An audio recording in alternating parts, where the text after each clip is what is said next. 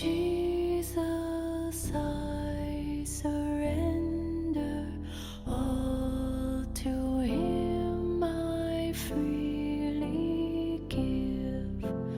I will ever love and trust Him, in His presence daily live. The 9th of January, 1901, Volume 4. Jesus wants her united with him, like a sun's ray which receives from it life, heat, and splendour.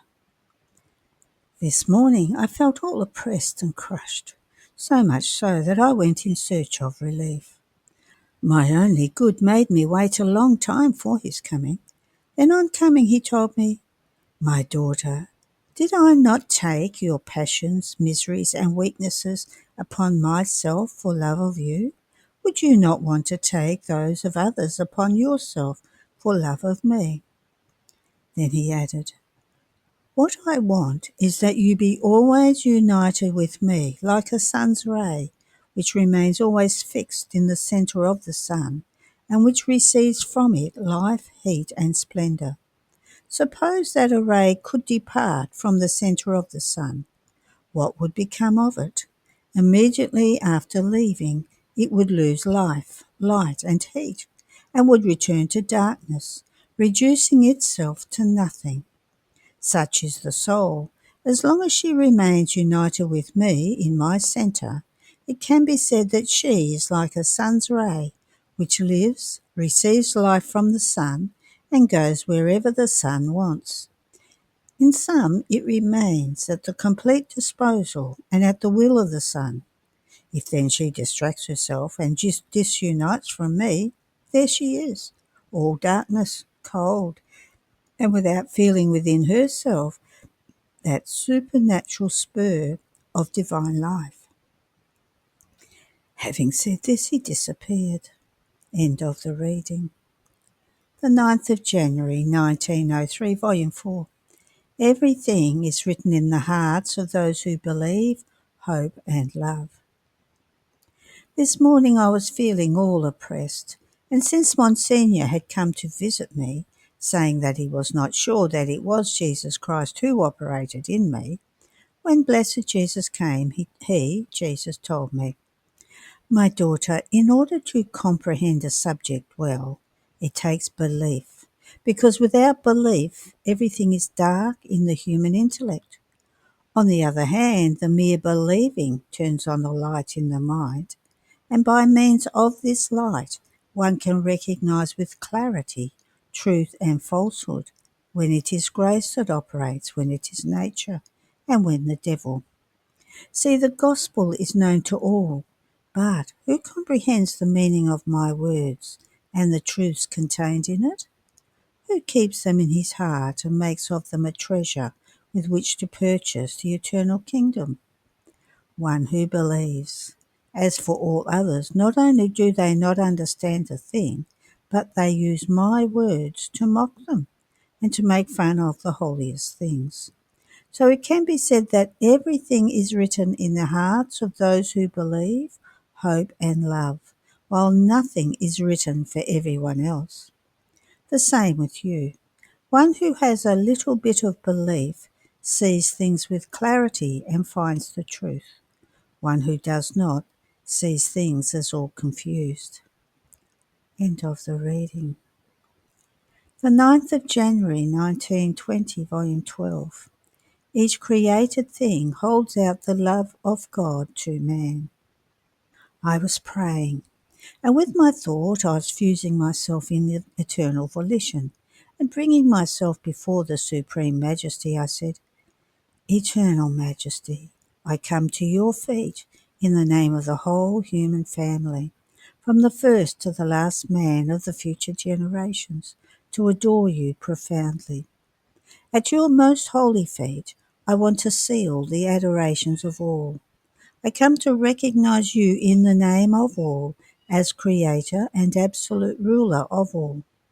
I come to love you for all and for each one. I come to return love to you for all, because of each created thing in which you place so much love that the creature will never find enough love to repay you in love. But in your will I find this love, and wanting that my love, as well as the other acts, be complete, full, and for all, I have come into your will, where everything is immense and eternal, and where I can find love to be able to love you for all. So I love you for each star you created.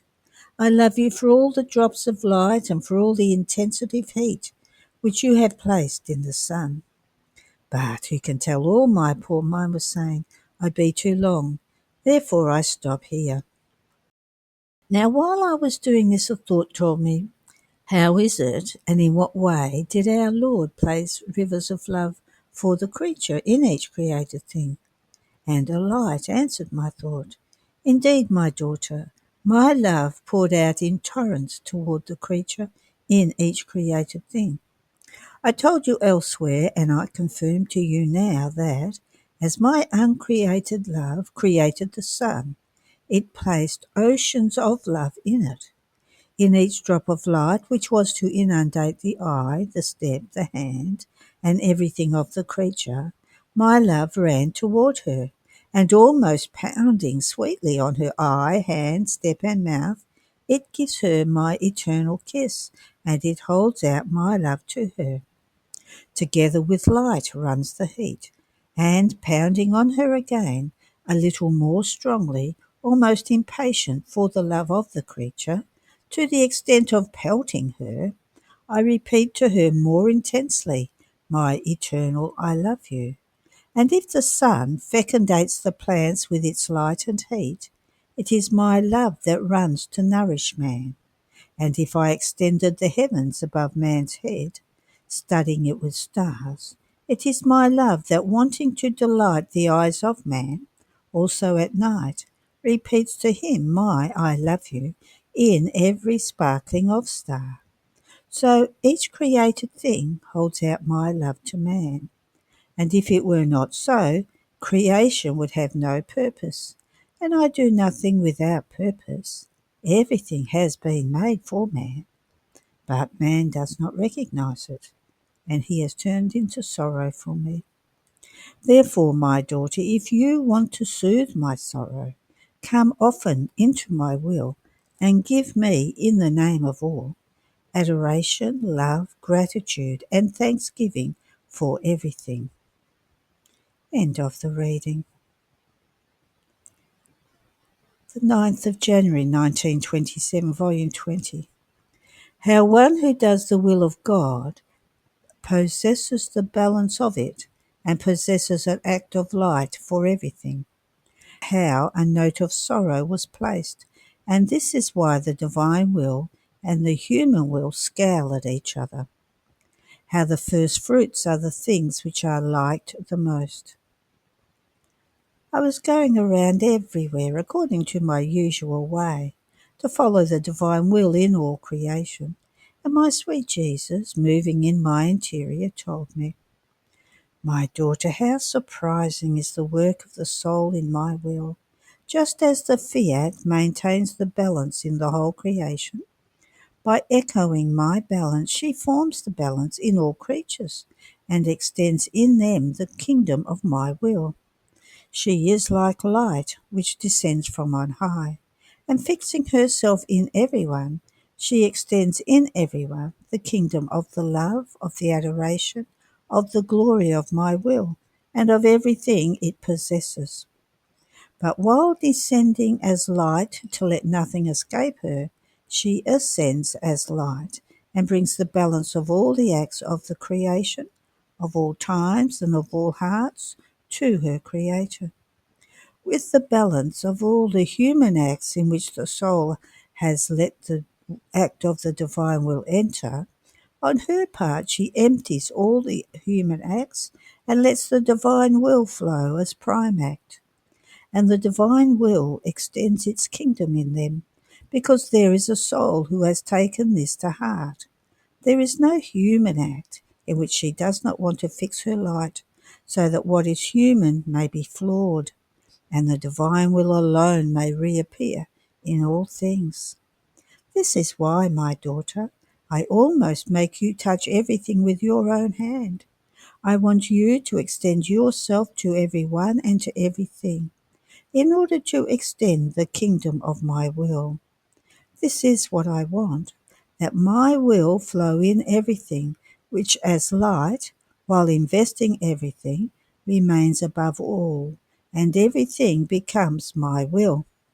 However, it may happen that someone escapes from this light, just as someone may escape from the light of the sun. But this says nothing for the sun, because by possessing the balance of light, it contains its active light for everyone and for everything. So while giving light to all, the sun maintains the balance of the glory for its creator of all the acts of light. Therefore it remains in the perfect order, while those who escape the light go out of the order. In the same way, the soul, by possessing the unity of the light of the supreme fiat, possesses all of its acts of light. Therefore she can give her act of light of divine will to the human acts, so that on her part she may extend its divine kingdom everywhere. If creatures escape, this says nothing. The light of my will diffuses anyway, and I see in my chosen one that my kingdom carries out its life. It extends, it is established. Therefore I want to see your acts in my will, over each thought of the creatures, in each word, heartbeat, step, and work, in everything. For now let us think about forming our kingdom. Once it is formed, we will think about those who escape and those who remain in the net of the light of my will. After this I felt so very exhausted, because I had had a fever for many days, and I had just barely written that little which is written above. So, not feeling the strength to continue to write, I stopped, and I began to pray.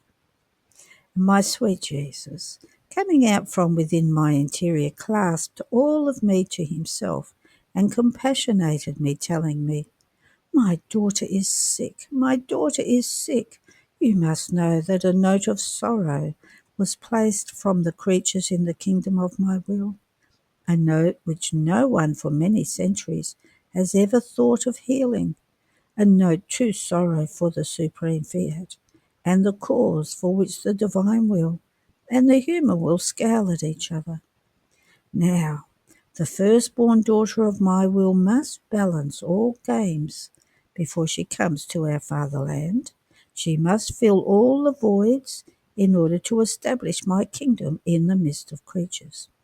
Now, being sick, my daughter will form the kingdom of divine sorrow within it, which, flowing like a wave of light and of heat, will serve to sweeten this sorrowful note. Do you not know that light and heat have the power to convert the most bitter things into most sweet nectar? It is given to you, my daughter, who live in our will, to let your sorrows, your fever, your intimate pains of my privation, which make you die but do not make you die, flow within our unending boundaries, in order to invest this note, so sorrowful, of the divine fiat, and form in this note a most sweet and harmonious sound, in such a way that the two wills will no longer scowl at each other, but will be reconciled." Then he added, "My daughter, you cannot comprehend what I feel for you, the joys, the happiness I feel, because I find in you the first fruits of the kingdom of my will. I find the delights of the early fruits, the first fruits of the music which only the creature who lives in it can produce, because she takes all of our notes which are in our will, makes them her own, and forms her beautiful music in our kingdom. And I, oh how I delight in listening to her. I find the first fruits in order, the first fruits of true love which my will has conceded to her. I find the first fruits of beauty, which enraptures me so much that I cannot detach my gaze. So I find all of your acts as first fruits, which no one before you has given to me. The first fruits are always the things which are liked the most, which are the most attractive, and which are enjoyed the most. And if other similar things come after the first fruits, it is by virtue of the prime act that other similar acts could be formed. So all the glory is of the prime act. Therefore you will always have the first fruits in the kingdom of the divine fiat. There will be nothing done in it which will not come from your prime act. So everyone will be turned to you, the beginning of the glory. Therefore I want everything to begin from you in order to form my supreme kingdom. End of the reading. There are no more readings today. Have a blessed day.